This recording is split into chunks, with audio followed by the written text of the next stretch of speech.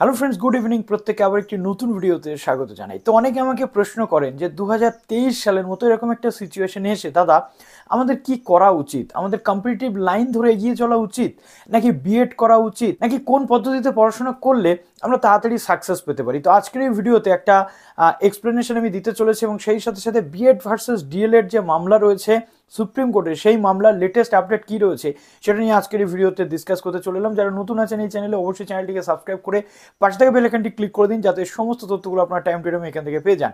তো ভিডিওটা প্লিজ একটু লাইক করে দেবেন, কেননা কিছু ইনফরমেশন এমন আপনারা এখান থেকে পেতে চলেছেন যেগুলো আপনাদের কিন্তু আগামী দিনে কাজে লাগতে চলেছে।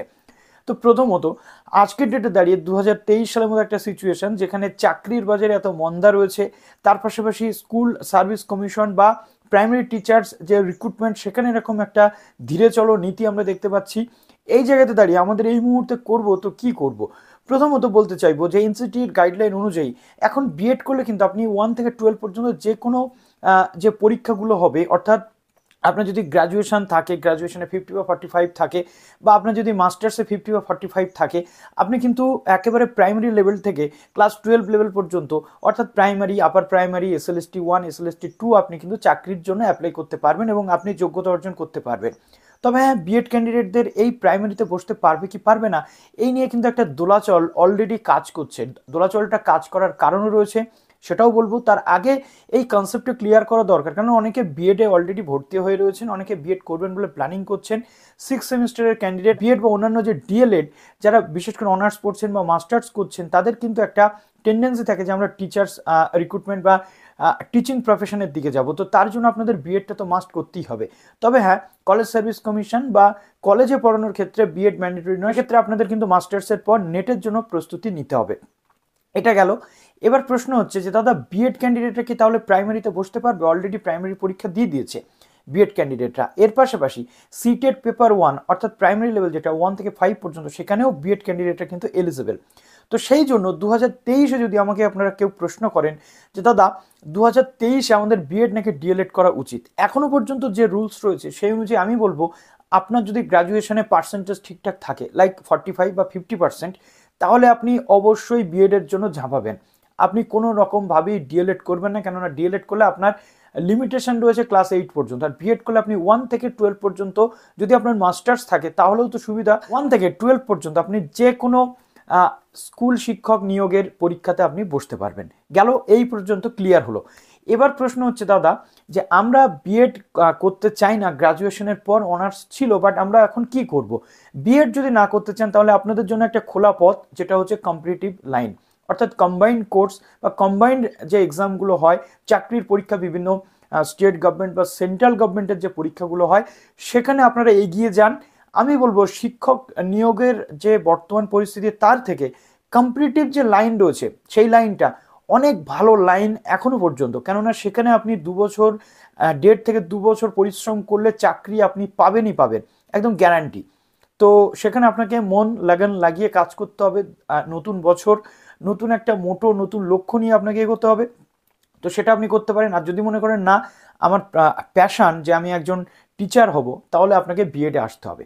এবার প্রশ্ন হচ্ছে যে সুপ্রিম কোর্টে বিএড ভার্সেস ডিএলএড মামলাটা আলটিমেটলি কি জন্য? বিএড ক্যান্ডিডেটরা প্রাইমারি পরীক্ষা দিতে পারবে কি পারবে না? ডিএলএড ক্যান্ডিডেটদেরকে কেন প্রাইমারিতে অগ্রাধিকার দেওয়া হবে না? ডিএলএডটা শুধুমাত্র ফ্রেমড হয়ে রয়েছে প্রাইমারির জন্য, আর বিএড ক্যান্ডিডেটরা বিএড করলেও, প্রাইমারিতে চাকরি পেলেও 6 মাসের একটা ব্রিজ কোর্স করতে হয় ডিএলএড এর সমতুল হওয়ার জন্য। তো সেখানে ডিএলএড ক্যান্ডিডেটদের যে দাবি, সেটাও যথেষ্ট বাঞ্ছনীয় দাবি, অবাঞ্ছনীয় কিছু নয়। আবার বিএড ক্যান্ডিডেটরা 6 মাস যে ব্রিজ কোর্স কমপ্লিট করে যদি প্রাইমারি টিচার হতে পারে, সেখানেও কিন্তু অন্যায় কিছু নেই, যেটা এনসিটি রুলস বলছে। তো এই নিয়ে আমরা দেখছি যে দীর্ঘদিন ধরে একটা মামলা সুপ্রিম কোর্টে চলছে, যেখানে দেবেশ শর্মা বাবু এবং অন্যান্য যে আদার্স পার্টিরা রয়েছেন, লাইক এনসিটি, এমএইচআরডি বা অন্যান্য যে গভর্নমেন্ট অফ ইন্ডিয়ার পার্টিসগুলো রয়েছেন এবং ডিএলএড এর পার্টিসরা রয়েছেন, তাদের এখানে একটা দীর্ঘদিন ধরে লড়াই চলছে সুপ্রিম কোর্টে। কবে সেই কেসের ফয়সালা হবে কেউ জানে না, কেননা আমরা দেখতে পাচ্ছি যে দীর্ঘদিন ধরে মামলাটা একেবারে দীর্ঘায়িত হয়েই চলেছে।